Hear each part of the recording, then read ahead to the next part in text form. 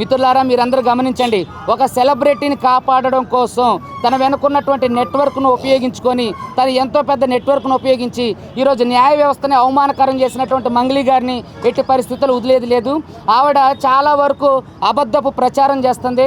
నేను ఆమె చాలాసార్లు మీడియా ముఖంగా కూడా చెప్పా, ఒక్క ఆధారాన్ని ప్రవేశపెట్టండి అని చెప్పి నేను ఎన్నోసార్లు అడిగా. ఈరోజు కూడా నేను మీడియా ముఖంగా ఛాలెంజ్ విసిరా. 12 గంటలకి మీరు కోర్టు దగ్గరకు వస్తే ముఖాముఖిగా మాట్లాడదామని కూడా చెప్పా. ఆవిడ ఆ ఛాలెంజ్ని స్వీకరించలేదు. ఎటువంటి చిన్న ఎవిడెన్స్ కూడా ఇప్పటి వరకు మంగ్లీ గారు ఇవ్వలేదు. నా మీద చేస్తున్నటువంటి ఆరోపణలకు సంబంధించి ఒక్క ఆధారం, అవన్నీ కూడా నిరాధారమైనవి. అడ్వకేట్ సుబ్బు ఎప్పుడు కూడా డబ్బులకు లొంగే వ్యక్తి కాదు, అది మీ అందరికీ తెలుసు.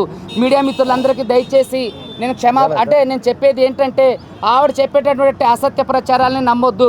తెలంగాణ ప్రజల మద్దతు అంతా ఎవరి వైపు ఉందో మీరు చూస్తున్నారు.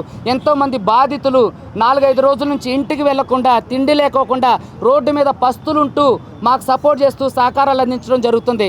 కాబట్టి ఇలాంటి కేసుల్లో, ఇలాంటి ఇన్ఫ్లుయెన్స్డ్ కేసుల్లో పోలీసులు ప్రవర్తించిన తీరు చాలా జిగుప్సాకరమైనది. కాబట్టి వీరిని వెంటనే శిక్షించి న్యాయ వ్యవస్థలో ఉన్నటువంటి న్యాయవాదులను కాపాడాలని, ఏదైతే అడ్వకేట్ ప్రొటెక్షన్ యాక్ట్ ఇంకా ఇంప్లిమెంట్ కాలేదో అది ఇంప్లిమెంట్ అయిన తర్వాత కూడా ఇలాంటి చర్యలు పునరావృతం కాకుండా చూడాలని తెలంగాణ న్యాయ వ్యవస్థకు, అదేవిధంగా తెలంగాణలో ఉన్నటువంటి పోలీసు ఉన్నతాధికారులను కోరుకుంటున్నాను. Thank you.